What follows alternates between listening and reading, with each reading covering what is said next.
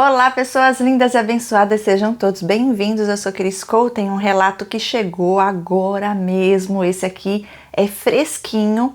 Eu li ele até mais ou menos a metade, gostei. Eu tenho outros, já estão aqui na espera, mas algo mais forte me fez vir aqui gravar esse primeiro. Coisas que a gente não sabe explicar, mas eu sei que nada é por acaso, então eu creio que tem propósito maior. Vamos direto a esse relato. Olha lá, gente, ela começa dizendo assim: Oi, Cris, comecei a acompanhar seu canal recentemente e me identifiquei com muitos relatos compartilhados. Glória a Deus por isso. No entanto, não encontrei nenhuma história que se assemelhe profundamente à minha. Minha história é algo que carrego com dor, vergonha e tristeza. E hoje ela ainda desencadeia vários gatilhos emocionais. Forte, hein? Forte esse começo, e eu já quero fazer o convite para você e todos que estão aqui para vir participar da próxima imersão, que será dia 7, 8 e 9 de fevereiro. Nós vamos falar sobre esses gatilhos aqui, não só sobre isso, como também do transtorno de estresse pós-traumático, depois do abuso, né? Porque não é só do abuso em si que existe esse TEPT, que é a abreviação do transtorno de estresse pós-traumático. E lá a gente vai aprofundar, vou dar meu testemunho e nós iremos aprofundar nisso tudo. Mais um passo nesse processo de cura e libertação em nossas vidas. Em breve você estará aí ajudando muitas outras pessoas, eu creio, além de hoje aqui no canal através do teu testemunho. Continuando, gostaria que isso nunca tivesse acontecido comigo, mas infelizmente aconteceu.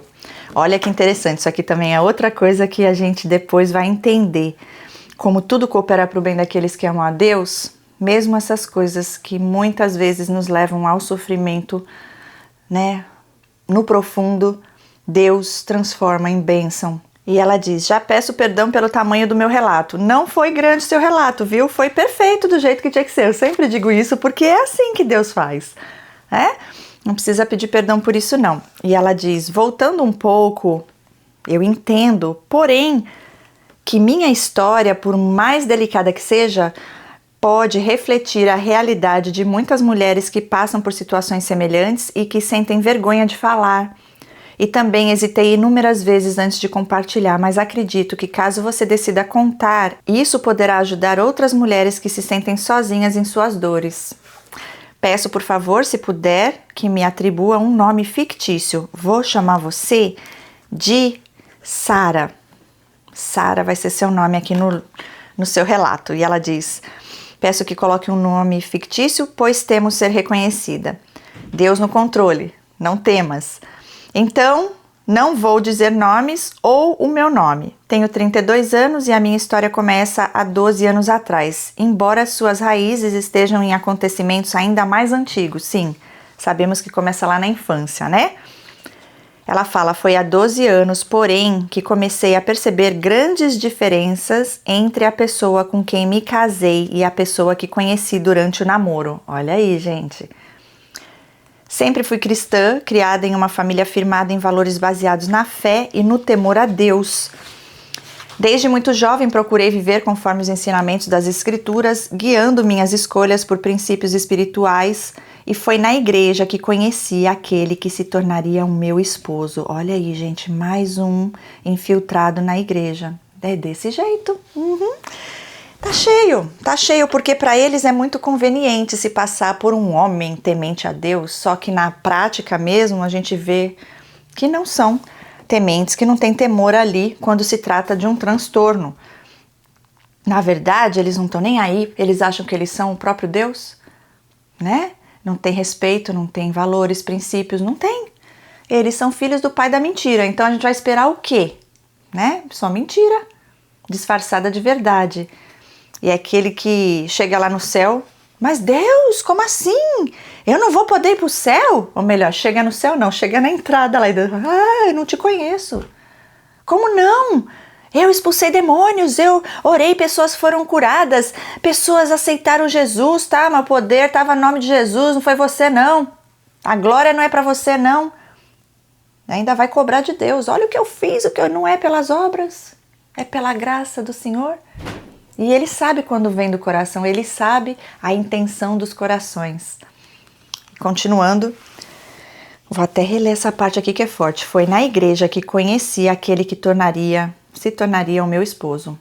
O meu primeiro e único namorado. Ai, gente, quando é assim, o negócio é ainda mais difícil de sair depois. Durante o namoro, ele era extremamente romântico, sempre buscando maneiras de me impressionar. Me presenteava frequentemente, enviava buquês de flores e demonstrava um cuidado comigo constante. Ele tinha 13 anos a mais do que eu. Enquanto eu estava no final do ensino médio, ele já havia concluído a faculdade. Após um período de namoro, ele me pediu em casamento, seguindo os princípios da nossa fé. Vivemos um relacionamento respeitoso, sem intimidade física, ou seja, não tivemos relação sexual antes do casamento. E assim cumprimos os valores que acreditávamos ser corretos. Meus pais, apesar de permitirem o casamento, estabeleceram uma condição bem clara, que eu deveria continuar meus estudos de forma alguma abrindo mão da minha educação. Glória a Deus pela vida dos seus pais. E eu quero falar uma coisa aqui muito importante em relação a essa parte do casamento, o antes, né, e o depois em relação à parte sexual quando se envolve narcisistas, porque existem casos e casos, não dá pra gente colocar todos no mesmo quadrado. O que eu vejo que acontece? Tem aqueles que são os narcisistas cerebrais, que eles são mais focados às coisas da intelectualidade, que eles são os inteligentes e eles se falam tantos idiomas e precisa mostrar, porque no fundo se sentem nada. Esses normalmente não gostam de ter relação sexual. Aqueles também que são homossexuais, né? Porque a maioria é bissexual, porque não tem ali... quem é suprimento, seja homem, mulher, seja o que for. Teve um que eu entrevistei que ele falou que ele saiu até com... Ele saiu com tudo que você possa imaginar. Não tinha, tudo alguém que tivesse trauma ali, ele já vinha mesmo para destruir de vez. Porque são usados pelo inimigo, com a permissão deles. Daí, existem aqueles que são loucos por sexo. Então tem esses que não estão nem aí e vão adorar. Se a mulher falar que não vai ter sexo até casar, ai meu Deus, graças a Deus. Porque eles não gostam, não querem saber, não têm interesse. Ou às vezes nem gostam do negócio mesmo, gosta de homem. Já vi vários relatos aqui nesse sentido. E isso é tanto para homem com transtorno quanto para mulher também, tá? Como eles não têm amor, não existe intimidade, nenhum tipo de intimidade, envolvimento no profundo, emocional. Imagina ali, toque, sentir, falar que é amor, que te ama, se entregar ali. Não, coração de pedra, não deixa entrar nada, entende? E tem aqueles que são doentes por sexo e fazem as mulheres ter sexo com eles, obrigatoriamente muitos estupram as suas mulheres. É um absurdo, gente. Ou forçam e fazem de tudo para que essa pessoa passe por cima dos valores, dos princípios, para fazer coisas que essa pessoa, que essa mulher não quer e não aceita. Imagina, isso é tortura, isso é abuso sexual, sim. Então tem esses que não gostam, que não querem saber pelos vários motivos, e tem aqueles que tudo é sexo, cada dia são bem promíscuos mesmo. E esse daqui, pelo visto, é daqueles que não é chegado no negócio, mas vamos ver o que vai acontecer depois do casamento. Então o pai dela, a mãe, falaram que tudo bem, permitiram o casamento, mas você não vai abrir mão dos seus estudos. E ela continua, ele concordou prontamente, garantindo que jamais me impediria de estudar. Começamos os preparativos para o casamento e ele se mostrava um verdadeiro príncipe, sempre educado e atencioso. Ainda assim, houve momentos em que, sendo tão jovem, considerei a possibilidade de não me casar naquele momento. Pensei em adiar o casamento porque queria iniciar minha faculdade antes da cerimônia. No entanto, ele sugeriu que seria melhor começar os estudos após a festa. Olha aí, gente, parecido com um dos relatos que eu li aqui agora esses dias. Se não me engano, foi o último. Bem parecido. Ah, não, depois que a gente casar, aí você estuda, aí você vai para a faculdade, né?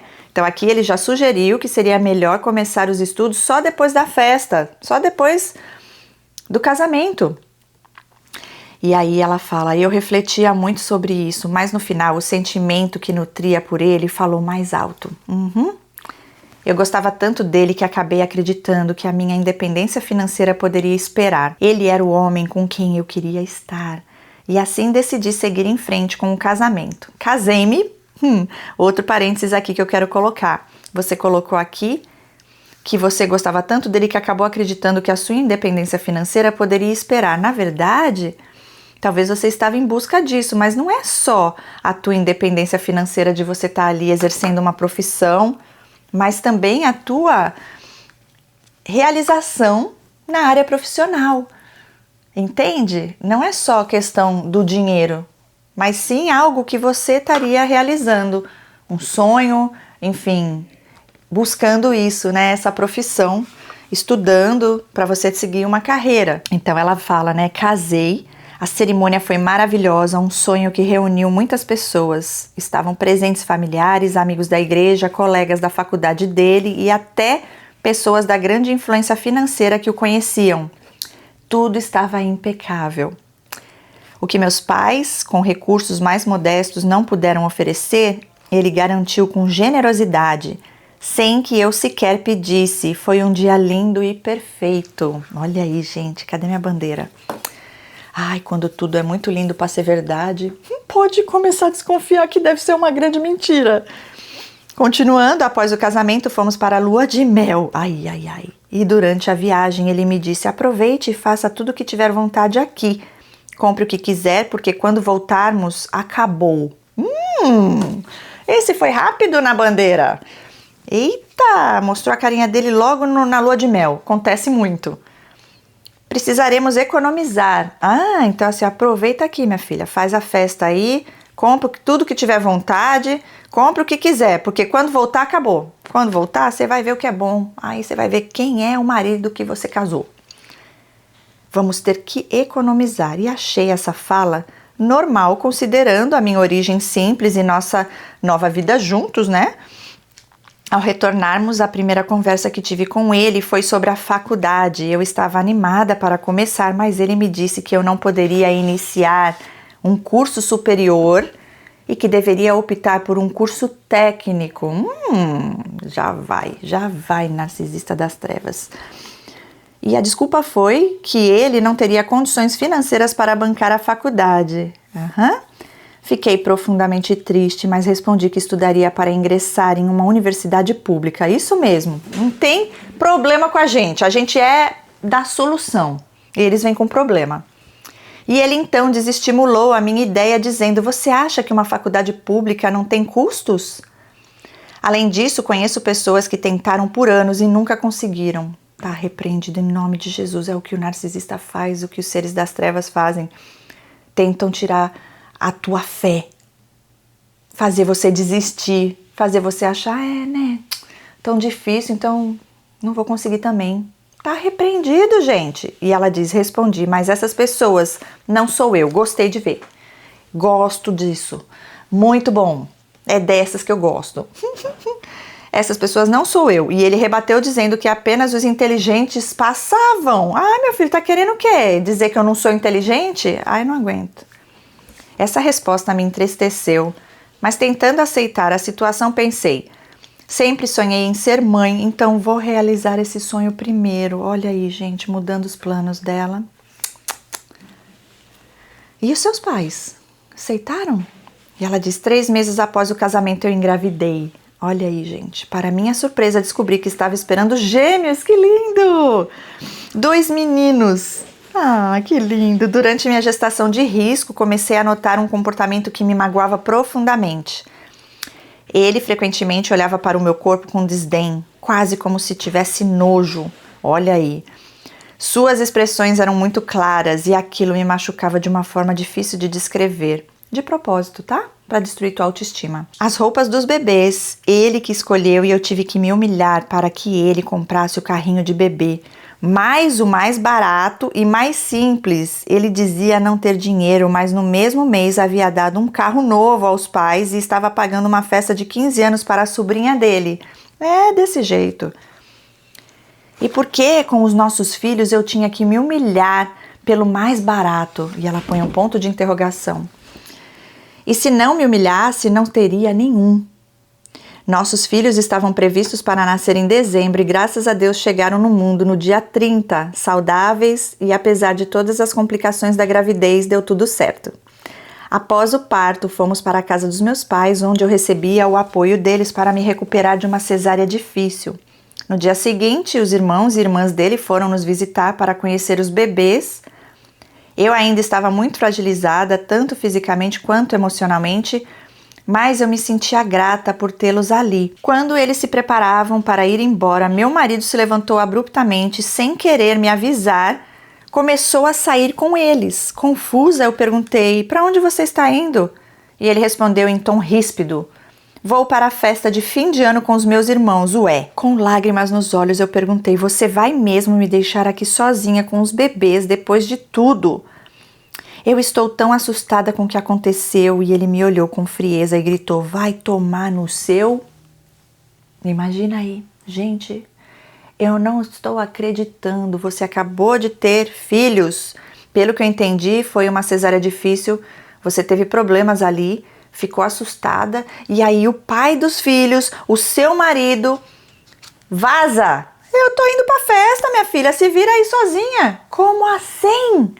Gente do céu, isso aqui já é uma bandeira daquelas para nunca mais olhar na cara do ser. Era o momento de se posicionar e falar: "Ok, meu filho, você vai, você nunca mais você volta, não precisa nem registrar os filhos." Simples assim. Aí ia ver o que ia acontecer. Ou ele saía de vez da tua vida e Deus ia prover tudo, porque ele cuida dos seus, ou ele ia ficar pianinho ali e começar a fazer o que deve ser feito. E ela continua: "Fiquei devastada, chorando sem parar. Senti-me egoísta por implorar que ele ficasse. Então não insisti mais. Ele acabou não indo para a festa, mas a noite foi ainda pior do que se ele tivesse ido." Sentou-se no sofá ao meu lado, completamente indiferente a mim e aos bebês, com uma expressão de desprezo, assistindo televisão o tempo todo. Quando os fogos terminaram, ele virou para mim e disse, de uma forma sarcástica: "Pronto? Satisfeita? Chata, VACA." E em seguida levantou-se, saiu de casa e bateu o portão com tanta força que não sei nem mensurar o quão alto foi. Foi uma das noites mais dolorosas da minha vida. 20 dias depois do parto, decidi que ia para casa. E eu estava com medo dele me trair pela forma que ele estava agindo. Ao chegar em casa, ele disse: "Bora, bora, se você não levantar, não tem comida. Já tem feijão cozido?" E os bebês choravam e eu não sabia o que fazer. Dormi com fome porque ele não queria cuidar deles para eu fazer e nem fez a comida para mim. Gente, é desse jeito. Agora vem aqui para mim. Vamos voltar aqui nessa história. Você falou algo que é muito importante de deixar aqui nesse relato. Fiquei devastada quando ele estava indo embora para a festa com a família, me largando ali sozinha com os bebês. E eu chorando sem parar, me senti egoísta por implorar que ele ficasse. Então não insisti mais. Quem nunca aqui passou por isso? Porque assim, gente, com narcisista é assim, ó. Você vê o que eles estão fazendo ali e é para te ferir. Você jamais faria isso com qualquer pessoa. E aí você fala: "Gente, mas como assim essa pessoa vai fazer isso?" Aí você pensa: "Eu jamais faria isso." Aí você fala: "Mas também eu já sou adulta, eu posso me virar." Aí você se sente mal, você acha que você está exigindo da pessoa. E aí vem aquela confusão mental, porque a gente não quer ser injusto. Mas, gente, é óbvio que aquilo ali é uma pessoa que não tá nem aí, tá fazendo de propósito para te dar rejeição, para te ativar gatilhos de abandono, que provavelmente você já deve ter tido isso na tua infância. É desse jeito. Então eu lembro de mim, já teve situações que eu passei que a pessoa fazia algo que eu falava: "Meu Deus, não é possível que a pessoa tá fazendo isso." Mas ao mesmo tempo eu me sentia culpada, pensando: "Nossa, mas a pessoa tem a vida da pessoa, né?" Mas, gente, você jamais trataria alguém dessa forma, você jamais abandonaria a pessoa naquele momento. E a pessoa vai como se nada tivesse acontecendo. Isso não é normal, isso é falta de empatia, sim. Isso não é normal. Não ignorem os sinais, porque eles estão sempre lá. Eu passei por isso em várias situações. E essa sensação de você ficar ali, olha, eu me senti egoísta. É dessa forma. Não, você não estava sendo egoísta. Ele que estava sendo egoísta, sem amor no coração, sem consideração nenhuma, sem responsabilidade nenhuma. Que pai é esse? Que marido é esse, né? Mas tudo bem, vivendo e aprendendo, ainda xinga ela. Deu lá os fogos, feliz, pronto, satisfeita, ainda te xingou e sai andando, batendo no portão. Meu filho, mais uma, vai, não volta mais. Só que lá na hora, né, a gente não sabe que tá lidando com um ser desses, então a gente fica ainda pior, mais confusa, no sofrimento, mas Deus cuida, na hora perfeita de Deus, Deus mesmo tira. Ou Ele te dá coragem para você sair. E aí, continuando, foi uma das noites mais dolorosas da minha vida. 20 dias depois, ela foi, né, do parto, ela decidiu ir para casa, porque ela estava na casa dos pais, lembra? Ok, tudo isso foi na casa dos seus pais, ele fez esse chabu todo, e seus pais, em relação à tua escola e tudo, como foi isso daí? Já começaram a ver quem ele era, né? Já não estava cumprindo com nada combinado. Ele prometeu, concordou com seus pais sobre o seu estudo, e agora já estava fazendo tudo diferente. E ela fala, eu estava com medo dele me trair pela forma que ele estava agindo, e ao chegar em casa ele disse, bora, se não levantar não tem comida não. Aí ela foi dormir com fome, ele não ajudou ela em nada, não dá pra contar com narcisista, e eles fazem de propósito, tá? Só pra dificultar mais a sua vida. Facilitar, eles só facilitam pra conseguir o que eles querem, casou, acabou, né? Na ida, na lua de mel, ele já avisou como seria a volta. E ela diz, 2 meses após o nascimento dos gêmeos, comecei a apresentar uma febre persistente que durou semanas. Uau! A febre alta não cedia e meus pais, preocupados, decidiram me levar à emergência. Ele, por sua vez, não demonstrou nenhuma preocupação em me acompanhar. No hospital, fui diagnosticada com pneumonia. Uau! O médico recomendou o uso de um aparelho de inalação, mas ele se recusou a comprá-lo. Meu pai do céu! Alegando que era muito caro. Gente, o que é mais importante? O dinheiro ou a vida da sua esposa? Pro narcisista é o dinheiro dele, você que se dane, porque outra ele arruma depois. É desse jeito que eles pensam. E após uma discussão, ele acabou cedendo e trouxe o aparelho para casa. Quando fui me preparar para usar a inalação, senti-me fraca. Minha visão escureceu e acabei caindo no chão. Estava lá chorando e sem conseguir enxergar direito, enquanto ele passou por mim sem oferecer ajuda. Sem sequer me dirigir a palavra, como se eu não existisse. Gente, é desse jeito, eu não aguento. Olha, realmente, o teu relato está sendo um daqueles que parece que você nunca viu nada igual mesmo. Isso é só o começo, tá? E ela continua, quando consegui me levantar ainda com a visão turva, ele apenas me olhou com a mesma expressão de nojo que eu já conhecia.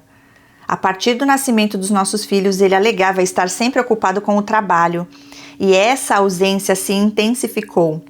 Duplicou suas horas e com isso nunca estava presente em momentos importantes, apresentações das crianças, situações difíceis, casamentos de amigos. Eu enfrentava tudo sozinha. Casada, mas viúva. Viúva de marido vivo. Uma das situações mais marcantes aconteceu em uma madrugada de muita chuva, quando um dos gêmeos passou muito mal. Liguei para ele pedindo dinheiro para um táxi, pois precisava levar o nosso filho ao hospital. Ele respondeu friamente, vai com seus pais de ônibus. E só me deu o valor exato da passagem. E a partir desse dia comecei a juntar moedas e pequenas quantias de dinheiro que ele eventualmente me dava. R$10 aqui, R$20 ali. Com muito esforço, juntei o suficiente para tirar minha habilitação. Tudo em segredo. Mas tem que ser em segredo mesmo com esses seres, porque senão você nunca faz nada. Porque a tua faculdade já foi, né? Agora, se você falasse qualquer coisa que você ia fazer pra você, esquece. Não ia acontecer, ele não ia deixar. Quando ele descobriu, ao invés de me apoiar, reagiu com humilhações. Disse que jamais pagaria por um reteste e que se eu havia começado, era melhor que fizesse direito. Afirmou com desprezo que eu provavelmente reprovaria, invejoso. Assim como a maioria das pessoas que ele conhecia, como ele, né? Eu não sei se ele tinha ou não carteira, mas o negócio dele é desmotivar os outros. Porque, sabe o que acontece, gente? Narcisista é assim. Eu tenho alguns conhecidos próximos, até mesmo na família. Pensa que não? Tá cheio nesse mundo. Mais próximos do que nós podemos imaginar. Eles acham e eles têm que acreditar que eles são os melhores, as melhores.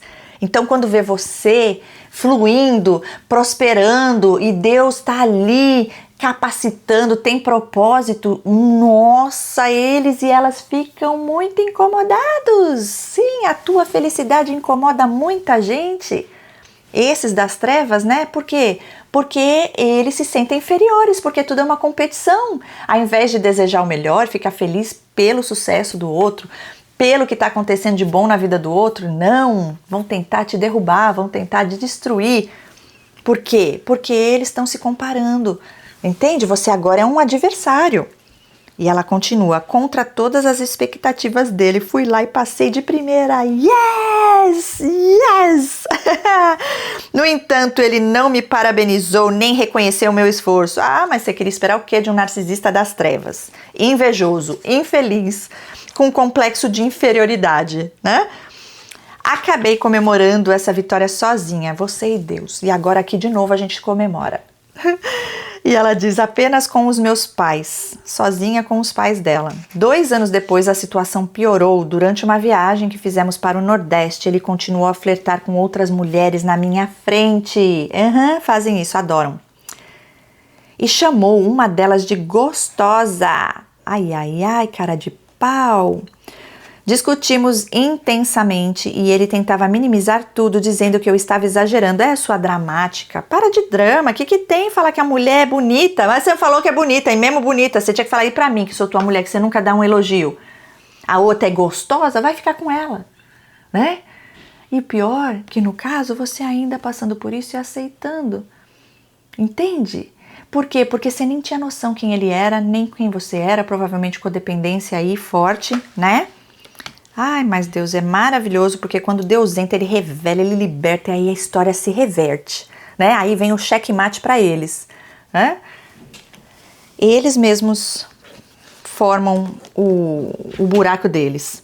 Aí eu fico lembrando dos que eu já tive, gente, é desse jeito. Esse aqui queria destruir tua autoestima, hein?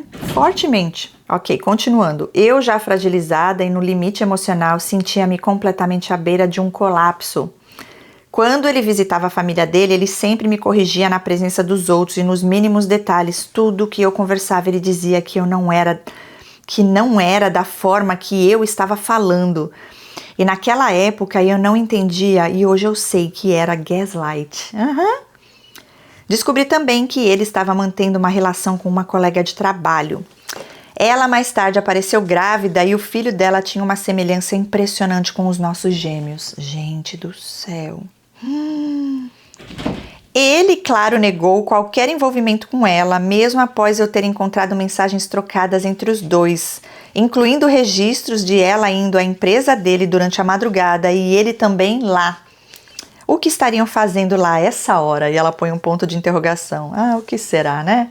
Só Deus sabe. Ele deu uma explicação qualquer, a família dele passou a mão na cabeça dele e ficou por isso mesmo. Um dia ele flertou com uma moça na igreja, na minha frente, e eu disse para ele, vai lá nela, eu cansei de você.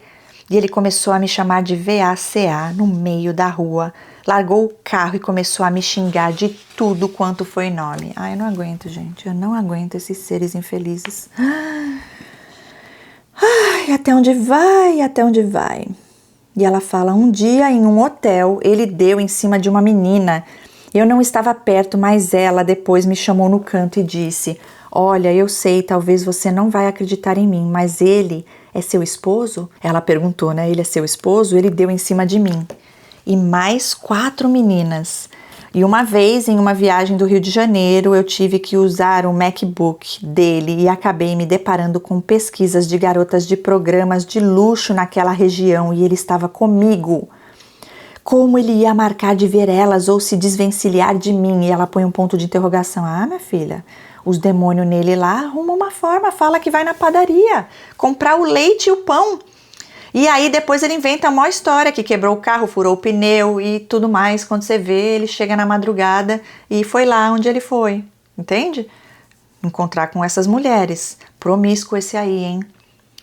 E eu não sei, ela diz, eu não sei como ele faria isso, mas ele fazia pesquisas. Nesse mesmo dia eu vi compras feitas de presentes caríssimos de marcas que eu não usava, porque ele dizia que era caro, mas eu sabia que ele poderia pagar. É sempre assim. Enfim, os presentes nunca chegaram para mim, mas foram comprados segundo os dados da MacBook e foram entregues no hotel. Ele me proibia de trabalhar na empresa dele, então eu cheguei a pensar que era por isso. Ele tinha medo de que eu conhecesse pessoas lá que me contassem o que ele estava fazendo, com certeza. Enterrei essa situação, pois no mesmo ano fui acometida por uma dor imensa, perdendo 4 pessoas muito queridas por conta do Covid. Meu pai, meus sentimentos, Deus é mais. Que difícil, gente. Olha, a nossa vida aqui não é fácil. Deus fala que a gente teria aflições, mas Ele diz para ficar firme nele, porque em meio a esses desertos, o Senhor sempre está lá cuidando de nós, nos mínimos detalhes. Então a gente só tem a agradecer por todo o livramento de Deus, por todo o amor e cuidado dele com nossas vidas. Porque se não fosse a misericórdia de Deus e o amor dele por nós e o cuidado dele, a gente nem estaria aqui hoje para contar a história, né? Deus é lindo, gente, e Ele é o Todo-Poderoso. E o inimigo não tem poder nenhum sobre nossas vidas, a não ser que Deus permita. Nada acontece, um fio do nosso cabelo não cai, uma folha de uma árvore não cai, se Deus não permitir. E se Ele permite é porque tem propósito maior e vai cooperar para o nosso bem. É desse jeito. Então, a gente tem que também cuidar e vigiar, orar, para que a gente não dê brecha para o inimigo entrar. E assim seguimos. Deus é mais. Gente, é surreal. Eu fico aqui pensando e lembrando. O que eu tive, que foi um dos mais marcantes, porque foi um dos mais maldosos, eu lembro que esse era assim, gente, era surreal. Situações que eu passava, tava junto com a turma, os amigos. Ele dava em cima até das namoradas dos melhores amigos dele. Sempre com aquela coisa que ele ia ajudar a dar um conselho, mas eu que era a mulher da história, era para ele chamar eu para ir falar com ela, ou nós dois irmos juntos, mas não. Teve um que o amigo, que não era amigo, né, ele não era amigo do rapaz, o rapaz dava para ver que ele era um homem bom de coração, e ele tinha uma namorada tão linda, ele também era bem bonito, e ela tinha brigado com ele, sei lá o que aconteceu, e ela tava ali quieta, tal, e a gente foi ali falar com ela, gente. O jeito que ele olhou, tava de mão dada comigo, mas o jeito que ele olhou pra ela, a gente sente, né? Principalmente nós que temos discernimento espiritual, a gente sente, ele fez de propósito, mas é uma coisa assim que você não tem como. Porque ele não chegou a falar nada, mas foi só o jeito dele olhar pra ela com admiração, dava pra ver que ele tava encantado com ela, sabe? Que ele queria destruir minha autoestima, fazer com que eu me sentisse menos, com que eu ficasse ali com medo de perdê-lo. Gente, a moça era uma moça do bem. Eu vi a carinha dela de constrangimento e eu pensando comigo, que amigo é esse, hein? Que amigo é esse? Que namorado é esse? Traste das trevas. Depois, não satisfeito, porque ele viu que eu fiquei quieta, que eu falei, não vou ficar discutindo não. Eu já estava por aqui, já estava ao ponto de falar acabou, porque eu também sou dessas. A hora que dá o limite, acabou, não olho para trás. E aí, ele não satisfeito, né? Porque ele queria que eu brigasse com ele, eu não briguei. Aí ele começou a cutucar para eu falar alguma coisa. Eu acabei falando e pronto, era o que ele precisava pra gente brigar, pra ele me largar em casa mais rápido, porque ele já tinha encontro marcado com a gandaia, com os amigos, com as amantezinhas dele, entende? Ai, gente, é só Deus por nós. Continuando, ela perdeu várias pessoas da família dela por conta do Covid.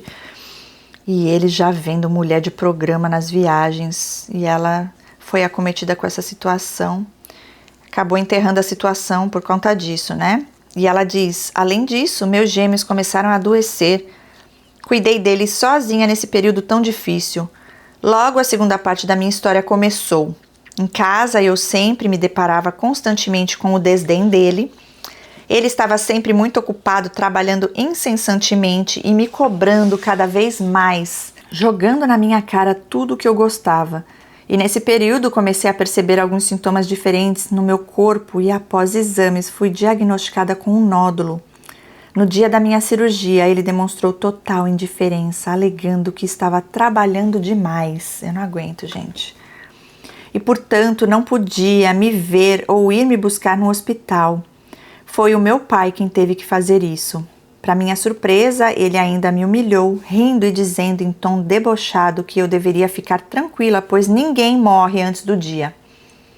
E que se eu morresse, não seria a dó dele que me impediria de morrer. Gente, eu não aguento. e ele cada vez mais ausente. Imagina você falar isso pra ele. É que a gente não faz isso porque a gente não tem esse ódio no coração, né? Que esses seres amargurados e infelizes têm. Mas olha isso, pois ninguém morre antes do dia e que se eu morresse não seria a dó dele que me impediria de morrer. Porque não existe dó nenhuma, não tem compaixão, não tem nada ali, né? E ele cada vez mais ausente, em um momento de confronto, eu o encarei e disse que ele havia destruído a minha vida. Ele não tem esse poder não, viu? Eles tentam, mas ele não tem esse poder não, a não ser que a gente dê. Deus é mais. Declarei minha vontade de continuar meus estudos e após muitas discussões ele finalmente cedeu. Me deu um carro no valor de mais de R$150 mil e começou a pagar meu curso superior. O que acontece? Deve ter visto que estava ali, você já cansada, você se posicionou, né? Ele viu, ou eu faço alguma coisa, ela vai embora. E ela diz, porém, o que parecia ser uma reconciliação logo tomou outro rumo. Nesse mesmo ano, descobri que ele, de fato, provavelmente tinha tido algo com a funcionária dele. Mas ainda, apesar de muitas fortes evidências, eu não peguei no flagra os dois, então isso dificultou muito para mim. Mas todos os bens que ele me deu e o início da faculdade foi porque eu o confrontei acerca dessa história. Já que essa mulher engravidou naquele mês em que eles se encontraram e o filho dela se parece com os meus gêmeos, tendo uma aparência completamente diferente do marido da mulher. Meu Deus! Bom, eu comecei a fazer faculdade, estava passando um momento muito difícil, como eu relatei, um momento complicado, complexo de doença, um momento onde o meu esposo nunca estava em casa, nunca tinha tempo. Inúmeras vezes peguei ele vendo pornografia. Eu estava no calabouço do casamento, cogitava a separação e minha família não aceitava. E na faculdade, com tudo isso, tinha o coordenador do curso e eu era a representante de turma. Esse coordenador nos deu aula por um tempo e durante as aulas dele ele comentava muito de um assunto que eu gostava muito. Algo que eu estudava bastante por conta própria e ele sempre me perguntava sobre o que eu achava sobre aqueles assuntos daquela determinada matéria. Debatíamos juntos, então eu comentava muito sobre o assunto durante as aulas, mas era porque eu gostava do assunto. Sempre muito fechada, sempre muito na minha, muito quieta. Não dava vazão para qualquer tipo de olhar torto dele para mim. Mas ele começou a me chamar de linda antes das minhas falas, parava a sala de aula toda para eu falar, direcionava toda a atenção de todos para mim. E eu ficava muito envergonhada. E quando tinha que passar algo para ele na sala particular dele, eu pedia para vice-presidente, para vice-representante, porque eu comecei a notar o comportamento estranho dele. Eu, sendo casada e ele também, na minha cabeça não pegaria bem. E eu jamais deixei qualquer homem se aproximar de mim, seja para dar um abraço ou o que for, e nem ficava de conversa paralela com homens. Essa foi a minha criação, e como eu percebi que ele era muito extrovertido, eu pedia para que a vice fosse ao meu lugar. Para mim seria o melhor a ser feito, e ele começou a notar isso e passou as suas redes sociais em sala de aula e pediu para todos nos adicionarmos. Pois bem, adicionei. Já na semana seguinte ele começou a curtir tudo meu, comentava todos os meus stories. Ele dava coração e amei em tudo. Eu tinha 200 fotos publicadas, ele curtiu todas uma a uma. Gente, isso aqui é bem narcisista, bem comportamento de narcisista. Olha, eu tô aqui, olha, você é especial pra mim, olha, eu tô gostando de você, né? E quando eu postava qualquer coisa, ele já era o primeiro a curtir. Ele começou a comentar algumas coisas e em alguns momentos disse que estava com saudades. Esse aqui é abusadinho, hein? Sabendo que você era casada e tudo, tá nem aí, eles não respeitam ninguém. Outro das trevas. Era período de férias e eu disse: todos nós também estamos com saudade do senhor, professor. Até que ele me disse que recebeu uma proposta melhor em outra universidade e eu disse que ele teria que voltar depois então, porque todos nós, enquanto turma, gostávamos muito da forma dele coordenar.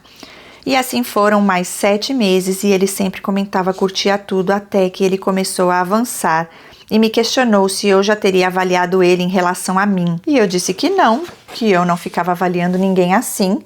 E ele se declarou. Eu rapidamente disse que isso não era o correto. Cheguei em casa mais tarde e meu marido estava bêbado. Nós tivemos uma discussão porque peguei ele no ato, vendo pornografia e se masturbando. Fiquei muito estressada. Meu marido me deu um soco muito forte na região do peito. O meu coração ficou descompassado. Meu pai do céu! Abri minhas redes sociais e lá estava ele de novo, dócil, amável, perfeito demais para ser verdade. E ele disse: eu sei que eu disse que estou completamente apaixonado por você e quero te pedir desculpas. Eu tenho que olhar para mim mesmo, né? Uma mulher como você jamais assumiria um homem como eu. E naquele momento, ela põe entre aspas, naquele momento, Cris, eu me senti amada. Eu me senti acolhida, estava chorando e pensei, então será que ele está se separando? Questionei a fala dele e ele disse: eu estou apaixonado por você e se eu não ficar com você, não ficarei com ninguém. E eu disse que poderíamos ser amigos, mas que não seria legal que tivéssemos um relacionamento. Bom, comecei a contar para ele sobre o meu relacionamento e ele começou a dizer que não era possível que um homem faria isso com uma mulher como eu. Ai, ai, ai, ai, ai. Dá-lhe bandeira vermelha, mais um na fila, gente. É só Deus por nós. Olha aqui, gente, esse love bombing. Ela diz, bom, comecei a contar para ele sobre o meu relacionamento e ele começou a dizer como que era possível que um homem faria isso com uma mulher como ela, né? Ele jamais faria algo assim com você. Olha aí, querendo fazer você querer ele. É a lábia boa. E aí continua. Eu disse que eu precisava de um emprego e ele me propôs me encontrar para falarmos disso, já que ele é empresário. Mas antes ele disse que precisava me dizer mais uma vez o quanto ele era apaixonado por mim. E eu, então disse, eu também acho que o mesmo está acontecendo comigo, mas não podemos. Olha aí, gente, o inimigo em ação. E ele então começou a me chamar de amor e eu chamava ele pelo nome. Ele então me chamou para encontrá-lo na empresa dele, uma que ele tinha por fora do setor universitário. Eu disse que era melhor que eu não fosse lá e combinei em um local público. Então ele marcou em um restaurante muito elegante, ela fala muito mesmo aí, para te impressionar. Agora vem aqui, ó, bandeira vermelha para esse homem aí. Outro traste, tá? Por quê? Com certeza ele sabe que você é casada, porque senão, né, você ia contar aqui. Ele sabe que você é casada, né? Você agora na tua carência já caindo no conto do vigário, também, tá? Já tá aí fazendo coisa contra a vontade de Deus, porque o inimigo vem assim. Ele vem de leve, sutilmente. Quando você percebe, você acha que é Deus que mandou ele, viu? Mas só que não. Agora, veja bem. Um cara decente, um cara de verdade, um cara que teme a Deus, sabe que a mulher é casada. O que ele vai fazer? Por mais que ele tivesse apaixonado por você, tá? Primeiro que já tá tudo errado aí. Mas vamos dizer que acontecesse. O que era o certo, um homem decente, de caráter fazer?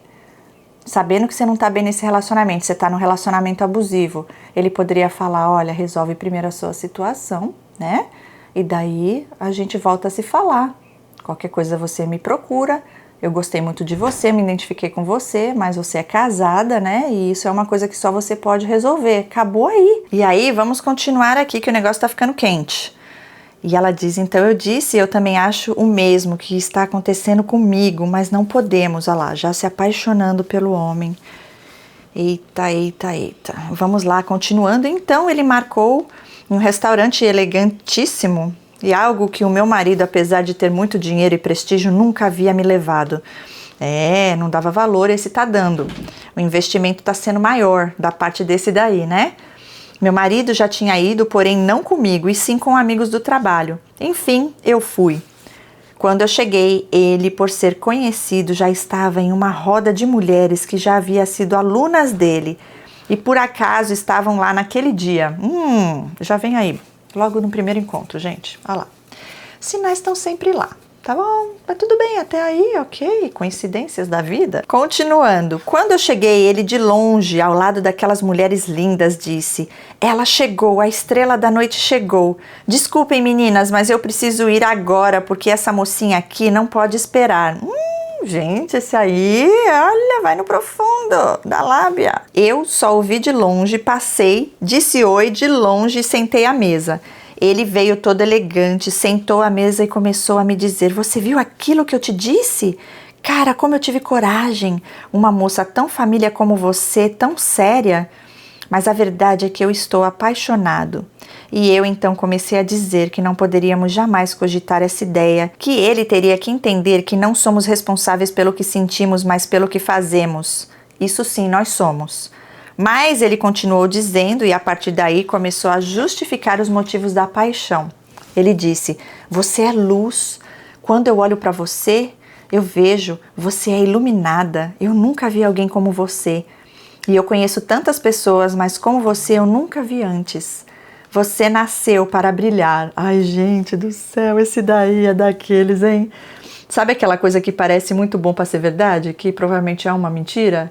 Não que você não tenha essas qualidades, ele tá falando coisas reais, mas ele tá usando disso para ganhar você, para conseguir você, para sugar a tua luz, esse brilho. Ele só não falou o resto. Olha, você é iluminada, você nasceu para brilhar e eu nasci para apagar os brilhos.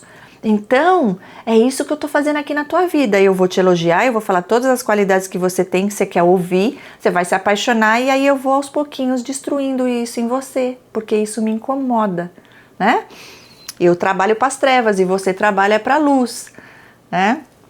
E ela continua, e assim foi a noite, ele não falou do trabalho, só ficou flertando e eu fui ficando envolvida, mas ele não percebia. Continuei séria e dizendo para ele que não poderíamos, aconselhando ele até que as horas voaram e eu disse que já precisava ir. Quando saímos de lá, ele, que parecia um Dom Juan, não que eu seja interesseira, porque meu marido tinha muito dinheiro, até mais do que esse coordenador, mas a forma que ele me tratou ao sair foi digna de Hollywood. Ai, meu Deus. Eu estava de salto alto, ele segurou a minha mão para me ajudar a descer e quando eu desci o último degrau, eu disse: você não tem medo da sua esposa ver isso? Ah, detalhe, que eu passei em branco aqui. Ele também era casado, que beleza, os dois aí prestes a cometer adultério. Ele, como não tem temor a Deus, tá tudo certo. Paz e amor. Tá nem aí. Agora você, né? Eu creio que para você o negócio ia ficar ruim. Enfim. E ela: você não tem medo que sua esposa veja isso, não? E ele disse: amor, eu estou apaixonado por você. Você não vê? Eu estou de 4 para você. Será que tá tão difícil assim perceber? E logo eu pensei: para ele estar agindo assim, as minhas amigas estar sabendo, ele deve estar mesmo separando. Ai, vai inventando coisa na sua cabeça. Olha, deixa eu falar uma coisa. Isso aqui já é a prova total de que o cara não é flor que se cheire. O cara tá fazendo isso com a mulher, você acha que ele não vai fazer com você? Não vai fazer com as outras? Veja bem, gente, uma coisa é uma coisa, outra coisa é outra coisa, porque errar todos erramos. No seu caso, eu creio que você tá aí na carência, na sofrência por causa desse cara abusivo, esse marido que não te dá atenção, não te valoriza, você é invisível para ele. Como ainda não existiu a revelação de Deus e você ainda não tratou as feridas, aí entra outro na escala das trevas para tentar te destruir ainda mais, ok? Mas você tá ali buscando alívio para suas dores. Esse ser que tá aí, ele não tá buscando alívio para a dor dele, não. Ele tá vindo para fazer mais dor ainda na tua vida e na vida da mulher dele, né? E ó, o caráter do homem, tem nenhum, né? Porque casado. E você pode ver que às vezes que você cita isso e fala da mulher, ele não responde o que você perguntou, que todo narcisista faz isso, né? Ele vai, tira o foco do assunto e faz você ficar nas nuvens. E aí você nem fala mais nada, e você esquece, né, de ver a realidade que ele tá te mostrando que ele é e tá, na verdade, tá te fazendo tão bem ouvir tudo que ele tá falando, que você ficou aqui achando, ó, ele deve estar se separando. Tá, mas mesmo assim, ele ainda é casado. E isso já mostra de verdade o caráter dele. Continuando. Então, ele me chamou no carro dele e eu fui. Chegando lá, ele pegou uma cúpula linda que tinha uma rosa vermelha infinita dentro e lá estava escrito: tu és eternamente responsável por aquilo que cativas. Fiquei encantada, maravilhada, mas não demonstrei. Meu sonho era ter uma cúpula daquelas, então pensei, nossa, que legal, como ele sabia. Logo em seguida também me entregou uma pulseira da marca Pandora. Lá tinham 4 berloques e ele disse: esse primeiro significa seu medo, O segundo, a resistência a mim. O terceiro, o meu amor por você. O quarto, nosso amor materializado, porque eu espero muito e sonho muito que isso aconteça hoje. Não físico, mas dentro. Você, no seu íntimo, no seu coração. Meu pai do céu! Gente, esse aqui é surreal, o cara é manipulador daqueles para entrar na tua mente. Ainda veio falando o que cada um significa. Olha só, para querer quebrar aí, ó. Você tem medo? Aí você vai falar, não, eu não tenho medo. Eu vou superar esse medo. A resistência a ele, ó. Então, não tenha mais a resistência a mim, né? Olha ele tentando quebrar tudo isso. O amor dele por você, ó. Para afirmar, fica tranquila, pode quebrar a resistência, porque eu gosto de você, eu quero você. Então, não tenha medo. Não há o que temer, né? E a última, qual foi aqui, para fechar com chave das trevas? Tem ouro aqui não. Meu Deus do céu. Cadê o último e o quarto, nosso amor materializado? Olha lá, ele já profetizando que vocês iam ficar juntos. E o quinto, tem outro, ele falou que tinham 4, e o quinto ainda vai vir. No dia que eu tiver certeza de que você está pronta para essa relação e não tiver medo de me assumir. Falou que será medrosa. Te desafiou aí, hein? Gente do céu, eu tô achando que ele ia falar, e o quinto vem no casamento, quando você casar comigo. Mas ele não tá falando de casamento não, acho que ele não quer casar não, mas vamos ver. Eu fiquei sem palavras e ele disse, vou te levar ao seu carro, vem. Eu agradeci, entrei no carro e fui embora chorando. E eu dizia para Deus, Senhor, me leva daqui, me leva embora, tira a minha vida, porque eu não vou suportar. Eu vou acabar me separando e assumindo esse homem. No dia seguinte, ele pediu para me ver novamente, para realmente falar do trabalho, já que ele havia falado dos sentimentos e não do trabalho. Dessa vez, na empresa, eu novamente disse que não ia até lá, era um local muito particular que não pegaria bem. Ele marcou dessa vez em outro restaurante muito elegante. Novamente eu fui. Quando eu cheguei, ele me perguntou como eu fiquei em relação à declaração. E eu disse, e a sua esposa? Temos que pensar nela, por que não fala dela? Ele sempre fugindo, né, de falar da esposa. E ela diz, já que gosta de mim, por que não me diz mais coisas sobre? Eu não quero destruir sua família. E ele dizia, eu quero que você esteja comigo quando eu estiver pegando meu prêmio no próximo ano. E você vai escolher se vai querer ver de longe ou se vai estar do meu lado. Nesse momento eu me derreti, mas me mantive e ele não percebeu. E eu continuei pontuando que não achava certo, e então ele me perguntou se haveria um meio termo. E eu disse que sim. E ele teria 1 ano para me apresentar o papel do divórcio, e então aí poderia me tratar dessa maneira. Olha aí. Ele me perguntou sobre mim, e eu disse que em casa já estávamos separados, e eu iria formalizar. E ele me disse que pensaria formas de iniciar o processo de sair da casa e formalizar também. Já que, segundo ele, em casa não eram mais casados. Olha aí. É uma beleza. Naquele momento, ele me disse, antes de mais nada, nessa noite eu quero te dizer que eu preciso que você me escute agora. Eu sou um homem que não sou bonito. Eu não sou, mas eu já sofri com muitas calúnias. O que tem a ver uma coisa com a outra, gente? Se não fala nada com nada, foge do assunto. O que é? Eu sou um homem que não sou bonito, eu não sou, mas eu já sofri com muitas calúnias. Muitas pessoas já mentiram que fiquei com elas. Muitas pessoas inventam que eu já tive algo com pessoas, que eu traí minha mulher. Ai, gente, olha lá, preparando o campo. Ela vai ouvir coisas de mim. Vão contar pra ela que eu sou um traste, que eu traio minhas mulheres, que eu sou um promíscuo, que eu não sirvo pra nada, que eu sou um traste das trevas. Olha, vão falar, eu não sou bonito não, se diminuindo, tadinha vítima do mundo. Mas olha, pessoas vão falar que eu tive algo com elas, que eu traí minha mulher, não só com você, mas com uma galera aí, que dou em cima de monte aí, de que aqui, de que outra ali, e inclusive a sua professora, ela gosta de mim. Sempre fui amigo dela, mas ela me persegue romanticamente. Ai, gente, não dá. E eu não sei o que eu fiz ou onde eu errei, que ela pensa que temos algo. Olha isso. Mas quero que saiba que é por você que eu sou completamente apaixonado. Eu te amo muito. Eu nunca entendi por que você corria de mim. E eu penso que pode ser calúnias. Eu olhei para ele e disse que não sabia disso. Aí eles mesmos se entregam. Obrigada por me contar, me avisar, viu? Olha isso, ele já tentando, que eles têm que estar no controle de tudo. Já tentando ali ver, né, o que você sabia sobre ele, o que você não sabia, já fazendo a média ali, né, trazendo a credibilidade, querendo dizer, olha, é ela, viu, não sou eu não. Isso já aconteceu comigo, viu? O ex-traste das trevas, mas ele fez com a intenção de me deixar com medo para fazer a triangulação e ao mesmo tempo falar, olha, eu tô te contando, mas não fala nada, tá, pra pessoa, porque a pessoa pediu sigilo, mas eu tô te cantando porque se você ficar sabendo por ela, né, você pode ficar chateada comigo, então eu quero te deixar claro que é isso que aconteceu. Gente, tudo planejado na mente dele. E por que ele falou pra eu não falar nada? Porque ele estava inventando, era mentira o que ele estava falando, né? Depois de anos eu fui descobrir, ainda pôs uma confusão entre eu e essa pessoa que era até próxima demais, parte da família.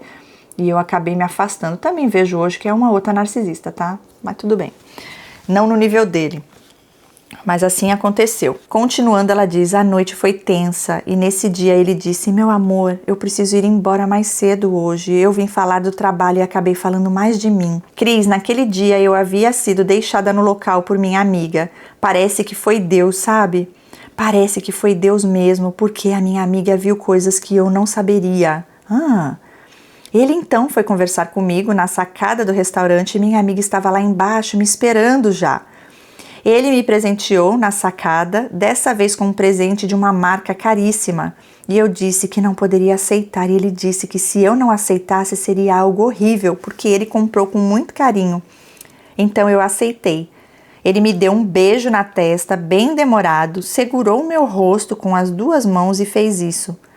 E disse ao final, eu te amo. Meu Deus do céu. Belisca para você acordar. Tá um sonho ou um pesadelo? É um sonho que vai virar pesadelo, né? Logo em seguida, disse que precisava ir. E eu desci primeiro e ele me disse que pagaria a conta e eu já poderia ir. Ele demoraria um pouco. Quando eu entrei no carro da minha amiga, ela me disse, você não vai acreditar. Aqui de frente nesse restaurante, que também tem sacada, nossa professora saiu daí de dentro, aos prantos, junto com as amigas dela da faculdade.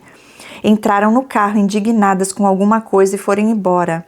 E eu contei o que ele me disse e minha amiga me disse.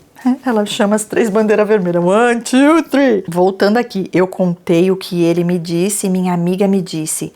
Ele deve ter algo com ela e ela deve ter visto vocês lá do outro lado. Então eu liguei um fato no outro, ele dizendo que precisava ir mais cedo e o que minha amiga viu, mais as falas dele sobre ela. Não respondi mais e ele me ligou dizendo que sabia que iriam destruir o nosso relacionamento lindo que estava só começando. Uau! Enfim, ele me fez acreditar nele e aí o inferno começa. E ela põe bandeira de novo, desse jeito. Ela casada, ele casado e os dois agora começando a ter um caso aí e ela já sabendo de podres dele e ele manipulando toda a situação. E ela continua.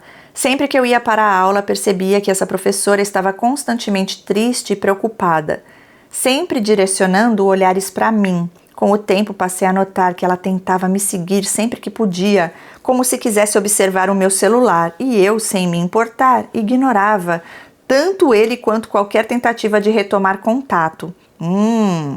Que bom, hein? Até que um dia ele me procurou e disse: precisamos conversar. Durante essa conversa, ele me fez uma proposta de trabalho e eu estava precisando, já que meu marido, quase ex-marido, me proibia de trabalhar. Dada a situação, a proposta parecia ser a única saída. E ele me contratou e sua empresa funcionava apenas no horário comercial, das 7 às 17, mas o meu horário era das 7 às 19h40. No primeiro dia, depois que todos foram embora, ele foi até a minha sala e me pediu desculpas, disse que era por tudo que eu havia enfrentado. e principalmente em relação ao comportamento da professora. Ele me pediu um abraço e quando me abracei com ele senti algo estranho. Ele estava de calça jeans e ao nos abraçarmos a sensação de calor foi intensa. Fiquei assustada, com medo de que ele tivesse tirado o órgão genital para fora e estivesse encostando em mim. Mas, por receio de confirmar isso, me afastei rapidamente. Eita! No dia seguinte, ele veio até a minha sala, sentou-se próximo e começou a escrever algumas coisas. Então, de repente, me deu um beijo no canto da boca. Fiquei brava, pedi para ele parar e ele prometeu que o faria. Mas depois insistiu para que eu me sentasse novamente. Eu me levantei e fui embora irritada, e ele continuou tentando, oferecendo balinhas e chicletes. Dizia que eu era preconceituosa por não aceitá-los. Eita! Ele viajou e quando voltou, foi até a minha sala e me perguntou se eu dessa vez aceitaria. Ele pegou uma para ele e eu peguei uma para mim. Ao chupar o chiclete, ele me puxou para si e me beijou. Dessa vez me beijou mesmo de verdade. Pedi para ele parar, comecei a chorar e ele me acalmou, como se o mundo fosse acabar e como se não fosse ele o motivo das minhas lágrimas. Quando melhorei, ele me jogou no sofá, um sofá que tinha na sala geral anterior à minha sala. Ali ele tentou me forçar a algo ainda mais grave. Gente, o cara é louco, psicopata. Eu implorei para ele parar, fechei as pernas para evitar o pior e finalmente ele parou. Que é isso? Realmente parece coisa de filme de terror. Parecia um monstro, mas depois de alguma forma se tornou o anjinho, me oferecendo água e tentando se mostrar carinhoso. Cheguei em casa e encontrei meu marido assistindo a televisão. Pornografia, como sempre. Meus filhos estavam com a minha mãe, então fui buscá-los, mas acabei deitando na cama do meu irmão, porque senti uma dor de cabeça intensa. Senti como se estivesse em coma, algo que nunca acontecia comigo, pois sempre tive insônia. Quando acordei, minha mãe estava me questionando por que eu estava ali. Já era de manhã e meu irmão não quis me acordar e dormiu no sofá e nem eu sabia a resposta. Gente, o cara colocou alguma coisa nesse chiclete, nessas balas que ele te dava, será? Na segunda-feira, ele me procurou novamente, exigi que só teríamos algo se ele me mostrasse os papéis do divórcio. E eu disse que não aceitaria nada sem que ele fosse oficialmente divorciado. Gente, como assim o cara tenta te estuprar? O cara forçando, você já sabendo a história que ele já mentiu. E você ainda falando, olha, se você divorciar, que é isso? E o teu marido de verdade, cadê? Ele não existe mais na história, né? Cadê? O que está acontecendo dentro de casa, né? Ai, meu Deus do céu. Continuando. Ele me respondeu, divórcio não. Isso me deixou devastada, eu entrei em choque. Já dava para ver que ele não ia largar a fonte master dele. E eu tentei me afastar, mas ele insistiu, me forçando de novo. Gente, isso aqui é assédio sexual. Tem que pôr boletim de ocorrência nesse homem, denúncia. E ele me machucou fisicamente, sempre tentando me forçar e continuava a fazer isso a cada vez. Mas ao fim de tudo, ele era carinhoso, o que me confundia. E ele me dizia, enquanto tentava me estuprar, que não estava acontecendo nada demais. Gente do céu, cara entrando na tua mente. Demônio puro, hein? Ao mesmo tempo, a professora continuava me observando, ela me marcava publicamente e tentava me prejudicar nos estágios, nos trabalhos e nas apresentações, e eu estava exausta. Pedi demissão da empresa dele, demorou, né, porque já era para ter saído muito tempo, não era nem para ter entrado, mas tudo bem. Pedi demissão da empresa dele e com o tempo ele começou a se afastar de mim, me tratando com frieza, só se aproximando quando lhe convinha. Um dia, meu irmão o viu com a professora em um shopping e logo percebeu o que estava acontecendo. Ele tentava parecer solteiro, mas a verdade era outra. Além de casado, mantinha um caso com a minha professora. Ela estava envolvida com ele e isso ficou claro para mim. Percebi então que as promessas do começo, as juras de amor, era tudo parte de um jogo. O jogo narcisista das trevas. E isso ficou mais perceptível para mim quando me atentei às falas dele. Você não me queria, eu fazia de tudo para você me notar. E ela, que ele dizia que era uma louca por ele, na verdade, era amante dele. Sim, Me afastei dele assim que eu soube, dei um ponto final, fiquei mal porque me lembrei que quando ele fazia tratamento de silêncio sutil, eu ficava me questionando o que havia de errado e ele dizia o tempo todo que nada, que ele só estava trabalhando muito, mas na verdade ele queria me ver louca atrás dele e eu cheguei inclusive a propor de ficar com ele, de fato, para ver se ele mudava. Mas ele confiava tanto nos condicionamentos que ele me fez de conta, né, que não deu moral para isso. Pensou que eu sempre estaria ali e quando eu percebi que ele estava com a professora e que ela era amante, eu me culpei por uns segundos. Não queria acreditar que eu queria pensar que ele estava agora com ela. Porque percebeu que eu tinha ciúmes dela. O que não era ciúmes, era a triangulação que ele fazia. E que agora ele estava com ela porque eu não tinha ficado com ele como ele queria, mas depois, indo ao psicólogo e médico, percebi que não era isso. Ele já tinha algo com ela e eu, assim como ela, era apenas parte de um enorme harém de mulheres que ele tem. Você ia ser a outra amante, de muitas outras. Após me afastar dele e tentar me curar, foi então que descobri que ele havia espalhado mentiras sobre mim para várias pessoas, manipulando as situações para parecer que ele estava apenas sendo gentil com uma mulher louca. Olha isso! Fui enganada de todas as formas, não enxergando a verdade, mesmo com todas as evidências à minha frente. Ele se aproveitou da minha confiança para manipular tudo. A sensação de traição e dor foi insuportável e eu me senti usada e abandonada, embora que eu tivesse saído fora dele. É desse jeito. E olha, exatamente como ele falou da professora para você, ela tem uma coisa assim, é apaixonada por mim, nunca dei bola para ela, nunca, mas ela acha que a gente tem alguma coisa. Ela alimenta uma esperança. A mesma coisa vai falar sobre você. Cara louco. A professora frequentemente usa coisas que eu conversei com ele, cria histórias em cima disso para eu saber que é fragmento do que eu disse e fala em sala de aula. Começou a ficar ainda mais audaciosa para o meu lado, tentando dar a entender que ele não me quis, quando na verdade eu que descartei ele. É você que deu o contato zero, né? Quem descarta são eles. Enfim, continuando, tempos depois fiquei sabendo que ele tinha uma doença sexualmente transmissível, o que fez tudo fazer sentido. Ele tentava me forçar a ter relações sem proteção, o que me deixou ainda mais desesperada. A professora, que parecia ser apenas uma figura descartável para ele, foi manipulada também. Hoje ele a usa como uma forma de me atacar, alimentando os sentimentos de raiva e vingança que ela tem por mim. Sinto que ele a usa para tentar destruir a minha vida ainda mais, mas a verdade é que eu fui quem me afastei primeiro. E isso me custa muito emocionalmente, pois ainda sinto que tenho algo por ele. Olha isso. E é difícil aceitar que ele não era quem eu pensava que fosse. Descobri que ele se alimentou das informações que obteve sobre mim através do que eu curtia para criar uma proximidade falsa. E isso explica os presentes tão assertivos. Ele usou tudo isso para me manipular. Me sinto perdida por não ter visto isso antes e agora me pergunto, por que comigo? Você fez as suas escolhas, né? Agora aqui você não contou quando foi que Deus revelou do transtorno. Se foi depois dele, se foi antes, porque o seu relato já está terminando, né? Mas vamos lá. E ela fala, o pior de tudo é perceber que ele já falava mal de mim para os outros, espalhando mentiras e deixando um rastro de destruição. Ele se apresentou como alguém gentil, mas por trás disso havia um manipulador cruel e estratégico. Sim, agora eu tenho que falar umas coisas aqui, né? Porque vamos olhar para nós.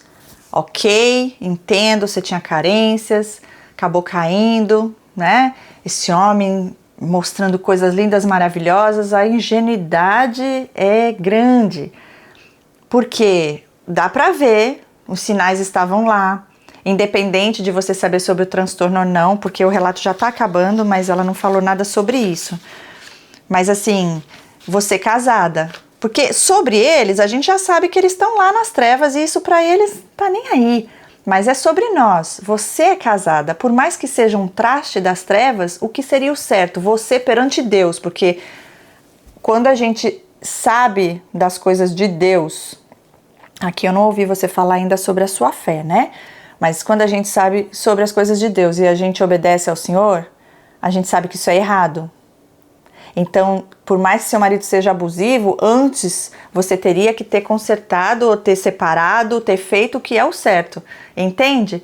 Não ter se envolvido com um homem casado e você também estando casada. Mas tudo bem, eu digo assim, tudo bem porque somos falhos, você errou, pecou, é correr para Deus, pedir perdão.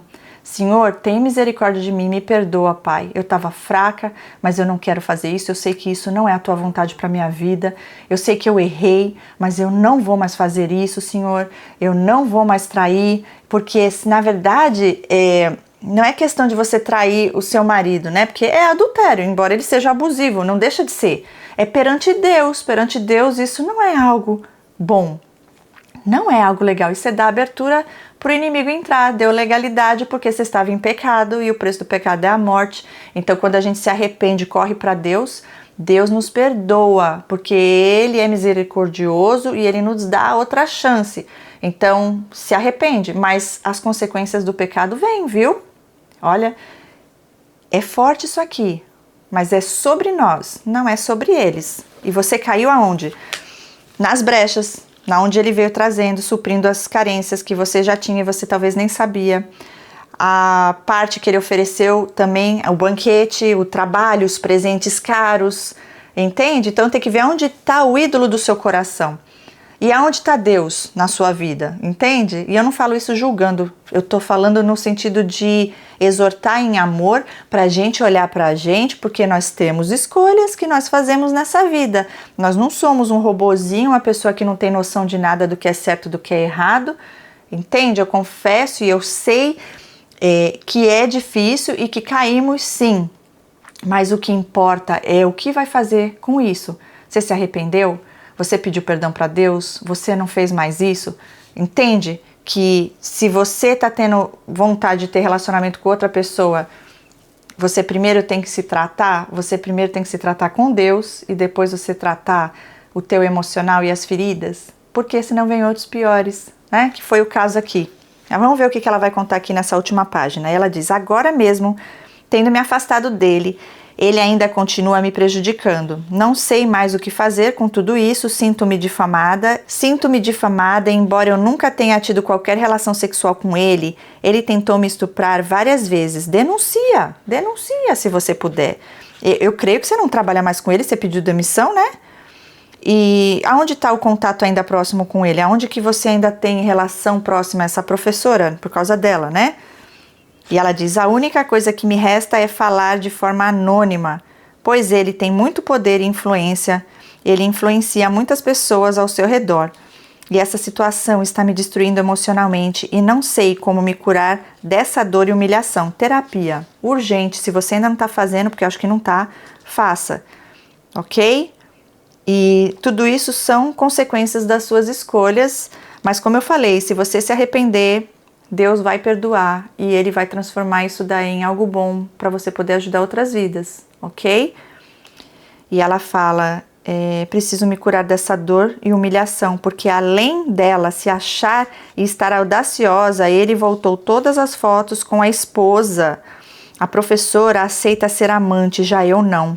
Por mim, ele teve que fazer muitas coisas e ainda assim, o que teve foi forçado. E não tem nem como eu recuperar o meu nome. Sempre fui conhecida por ser uma pessoa séria. Hoje as pessoas falam pelos corredores que faço programa. Não tem como eu processar isso, consumiria muito de mim. Hoje eu tenho tag, depressão e TEPT. E ele está de boa tirando várias fotos com várias mulheres e postando. E com toda certeza se fazendo de vítima e pagando de bom esposo nas redes sociais da esposa. Bom, não adianta eu sair da faculdade porque ele está na outra que eu poderia ir e em tantas outras também que eu poderia, e ele não é um professor, ele é um coordenador. E na minha faculdade, ele está fazendo um inferno ao mesmo tempo que dá aula. E Cris, só posso falar isso de forma anônima porque tanto meu ex-marido quanto ele são pessoas muito influentes. Eu agradeço muito pela oportunidade de desabafar e partilhar ao menos um fragmento dessa história. Seu canal muda vidas, sou imensamente agradecida pela oportunidade, que Deus te abençoe sempre. Amém, linda. Mas vou te falar, você precisa de ajuda, viu? Urgente, todos nós precisamos, mas na sua situação aqui, por quê? Porque eu vejo que ele ainda tem um controle muito grande sobre sua mente. Você, como eu falei, acabou fazendo besteira, escolhas erradas, e agora você está sendo prejudicada. E assim, você tá lá na escola, ok, se não der pra você sair, ir pra outra, enfrenta o que tiver que enfrentar. Eu sairia de perto de tudo isso daí, de todas essas pessoas, mudaria para outra cidade se pudesse, enfim, não para fugir. Mas sabe, dá um tempo, sei lá, tranca a matrícula um tempo, se for assim que Deus te direcionar até você trabalhar tudo isso, ou faz terapia junto e vai, né? Agora esse casamento, tem que olhar para esse casamento, como vai ficar? O que Deus fala? Você tá com esse traste, você tem que fazer terapia, esse é o primeiro passo. Bom, nada é por acaso, eu vejo assim que você colocou aqui, ó, que você não tem cabeça para pensar nisso, que ele tem poder, né, sobre as pessoas, essa moça te trata dessa forma, tá fazendo um inferno ao mesmo tempo que ele dá aula, que ele tá postando coisas lá, deixa ele. Ó, fui conhecida por ser uma pessoa séria. Hoje as pessoas falam pelos corredores que faço programa. Deixa eu falar. Tem tag, olha que você ganhou. Tag, depressão, TEPT. Tem que tratar, tem que trabalhar isso daí. Ok? A imersão, a próxima a gente vai trabalhar sobre TEPT. Um dos pontos principais da próxima imersão será esse. E outra coisa, o que estão falando de você... Você tem que estar com a tua identidade, que também é outra coisa que a gente vai trabalhar na imersão. Tua identidade espiritual firme no Senhor. Tá? Porque assim, a culpa, o inimigo ele é o acusador. E a culpa ele quer implantar na sua vida e causando vários problemas e transtornos aí. Mas uma vez que você sabe quem você é e que existe um Deus e que ele perdoa quando a gente realmente se arrepende dos nossos erros, o inimigo não tem mais poder nenhum sobre nós. Então, é isso que eu falo para você. Confesse seus pecados ao Senhor, peça perdão, mude os caminhos e Ele vai te mostrar o que você deve fazer em relação a esse casamento, né? Que Deus guarde, proteja e livre de todo mal os seus filhos, que eles não sejam prejudicados por tudo isso.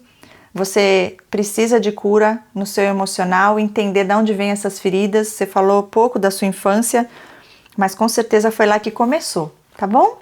Obrigada por tudo, pelo teu testemunho, por você compartilhar conosco. Deus te abençoe grandemente. Beijo no coração e até o próximo relato. Se tem um relato para você enviar para nós, manda para o meu e-mail, relato.sobrevivente@hotmail.com. Até lá. Tchau, tchau.